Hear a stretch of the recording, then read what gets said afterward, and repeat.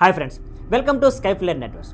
Deputy CM Pawan Kalyan Uppada మత్స్యకారుల సమస్యలను పరిష్కరించేందుకు ఒక ప్రత్యేక 100 రోజుల మిషన్ ప్రారంభించారు. పిఠాపురం కాన్స్టిట్యుయెన్సీలో మత్స్యకారుల సమస్యలు చాలా ఇయర్స్ నుండి ఉన్నాయని, వాటిని త్వరగా పరిష్కరించేందుకు పవన్ కళ్యాణ్ గారు ప్రత్యక్షంగా అడుగులు వేస్తున్నారు. అందులో ప్రతి సమస్య మరియు ఫిషర్మ్యాన్ అభిప్రాయాలను అర్థం చేసుకుని 100 రోజుల్లో సమగ్రమైన ప్లాన్ అమలు చేయనున్నట్లు ఆయన తెలిపారు. ఉప్పాడ ప్రాంతంలోని ఇండస్ట్రియల్ పొల్యూషన్ గురించి పవన్ కళ్యాణ్ గారు పీసీబీ అధికారులు పొల్యూషన్ ఆడిట్ చేయించి ఒక్క వారంలోనే రిపోర్ట్ అందించాలని ఆదేశించారు. తన వంతు 3 నుంచి 4 రోజుల్లో పొల్యూటెడ్ కోస్టల్ ఏరియాస్ను పర్సనల్లీ సందర్శించి పరిస్థితిని పరిశీలిస్తానని తెలిపారు.